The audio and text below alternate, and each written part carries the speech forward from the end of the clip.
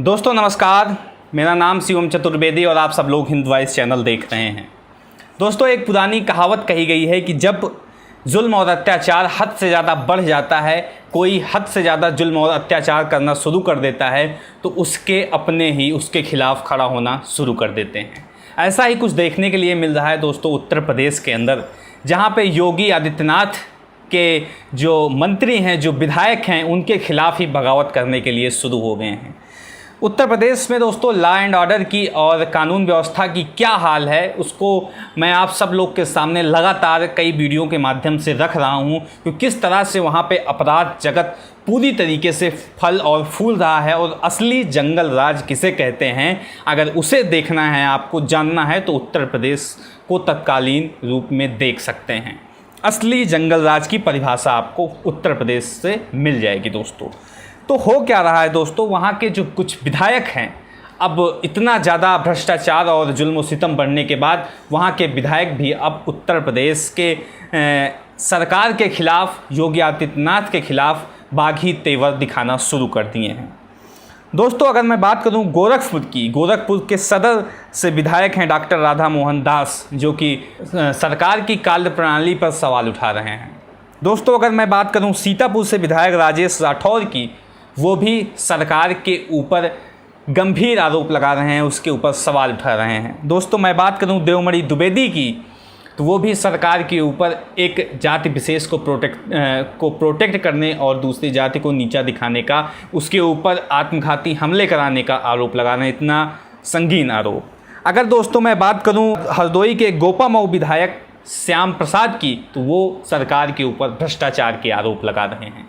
इन सारी चीज़ों की विस्तृत रूप से बात करूंगा और आपको बताऊंगा कि किस तरीके से उत्तर प्रदेश के विधायक ही अब अपने सरकार के खिलाफ बागी तेवर दिखाना शुरू कर दिए हैं। सबसे पहले मैं दोस्तों बात करूंगा हरदोई से गोपामऊ में विधायक श्याम प्रसाद की, जिन्होंने बहुत ही संगीन आरोप लगाया इस कोरोना काल के दौरान में, जब आदमी डॉक्टर्स के लिए परेशान है, दवाइयों के लिए परेशान है, डॉक्टर नहीं मिल रहे हैं, दवाइयाँ नहीं मिल रही हैं, हर तरफ त्राही त्राही मची हुई है। उन चीज़ों में जो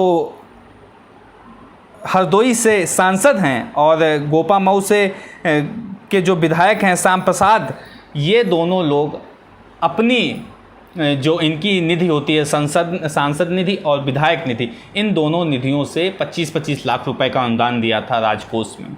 और उसके बाद इस बात की डिमांड की थी कि हरदोई के जिला अस्पताल में एक वेंटिलेटर की व्यवस्था करा दी जाए, जो कि उसके बाद नहीं हुआ। आप समझ लीजिए कि हरदोई के जिला अस्पताल में एक वेंटिलेटर नहीं है इस कोरोना काल के महामारी में।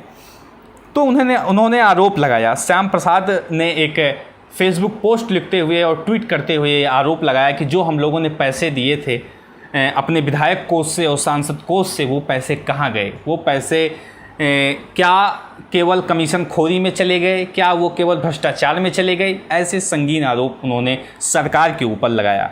फिर उसके बाद दोस्तों मैं बात करूँगा राजेश राठौर की, जो कि थोड़ा चर्चा में आए थे इसलिए क्योंकि उन्होंने जो मोदी जी का एक अभियान चला था जिसमें ताली और थाली बजाने के लिए कहा गया था, उस अभियान का काफ़ी पुरजोर तरीके से उन्होंने विरोध किया था। और उस विरोध करने के बाद उसको भारतीय जनता पार्टी के द्वारा नोटिस भी भेजा गया था और फिर काफ़ी सारी कार्रवाइयाँ उनके ऊपर की गई। तो मतलब उनके पार्टी के अंदर के विधायक ही खुद ताली और थाली जैसे ढोंग को नकार रहे हैं, तो जनता क्या करेगी, ये सोचने वाली बात है दोस्तों। फिर मैं बात करता हूँ सुल्तानपुर से विधायक देवमणि द्विवेदी। ये दोस्तों बहुत ही संगीन आरोप लगा रहे हैं सरकार के ऊपर, उत्तर प्रदेश सरकार के ऊपर, योगी आदित्यनाथ के ऊपर। उनका ये कहना है कि ब्राह्मणों का जो लगातार एनकाउंटर हो रहा है, उनकी हत्याएं की जा रही है, इसकी जिम्मेवारी कौन लेगा? क्या सरकार ब्राह्मणों के प्रोटेक्शन की कोई जिम्मेवारी लेगा कि नहीं? क्या उनको लाइसेंसी हथियार मुहैया कराने की कोई प्रक्रिया शुरू की जाएगी कि नहीं, जिससे ब्राह्मण समाज जो है उत्तर प्रदेश में वह अपनी सुरक्षा कर सकें? ऐसे बहुत सारे देवमणि द्विवेदी ने आरोप लगाए हैं योगी आदित्यनाथ सरकार के ऊपर।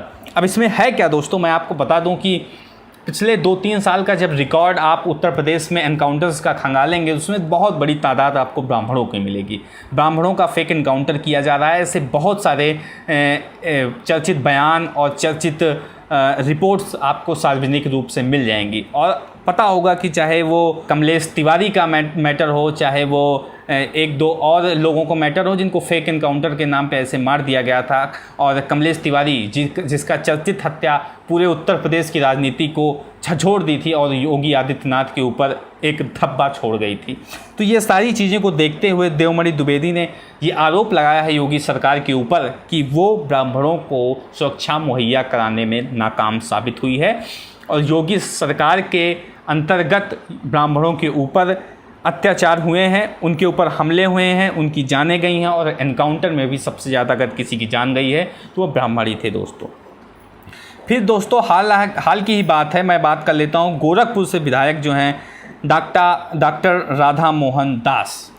उन्होंने पुलिसकर्मियों के ऊपर आरोप लगाया कि वो सानू खान नाम के एक युवक की बचाव कर रहे हैं, उनके खिलाफ कार्रवाई नहीं कर रहे हैं। उन्होंने सीधा उत्तर प्रदेश पुलिस के ऊपर, उत्तर प्रदेश के ही जो सरकार में विधायक हैं वो आरोप लगा रहे हैं उत्तर प्रदेश के पुलिस के ऊपर। तो ये चीज़ आप समझिए कि मतलब एक तरफ तो लोकतंत्र है, दूसरी तरफ ब्यूरोक्रेट्स हैं। तो जो सरकार के लोग हैं, जो सरकार से चुन के आए हैं, वो किस तरह से नौकरशाहों के ऊपर उंगली उठा रहे हैं और अपने ही प्रदेश के नौकरशाहों के ऊपर उंगली उठा रहे हैं। तो ये चीज़ देखने वाली दिलचस्प थी। उसके बाद फिर डीसीपी का फ़ोन आता है गोरखपुर के जो सदस्य विधायक हैं डॉक्टर राधा मोहन दास के पास, और उनको सारी चीज़ें समझाई जाती है। लेकिन उसके तुरंत बाद फिर से ट्वीट आ जाता है डॉक्टर राधा मोहन दास का, और वो चीज़ें सार्वजनिक करते हैं कि किस तरह से पुलिस सानू खान को बचाने में लगी हुई है, और ये सारी चीज़ें प्रक्रिया देखने को मिली। तो मतलब कहीं ना कहीं एक विरोधाभास पुलिस और राजनीतिक जो नेता हैं उनके बीच में भी देखने को मिल रहा है। और ये सारी चीज़ें काफ़ी लंबी फहरिस्त है दोस्तों। मैंने कुछ विधायकों के नाम आप सब लोग के सामने रखे हैं, और ऐसे और कई सारे विधायक हैं जो कि योगी सरकार के खिलाफ़ तल्खी से अपनी आवाज़ को रख रहे हैं। एक मेरा पुराना वीडियो और है दोस्तों, उसको भी आप सब लोग देख सकते हैं, जिसमें मैंने कुछ विधायकों का और जिक्र किया था जो योगी सरकार के खिलाफ़ काफ़ी तेज़ी से आवाज़ रख रहे हैं दोस्तों। तो दोस्तों ये एक ठीक खबर सोचा कि आप सब लोग को बता दूं, और ये ऐसी खबर है जो आप सब लोग को जानना बहुत ज़्यादा ज़रूरी है। तो दोस्तों आपकी राय क्या है इस वीडियो को देखने के बाद, इसको कमेंट बॉक्स में बताएं। साथ ही साथ वीडियो को लाइक करें और चैनल को ज़रूर से ज़रूर सब्सक्राइब करें। मिलते हैं दोस्तों इसी तरह किसी और वीडियो के साथ, तब तक के लिए नमस्कार।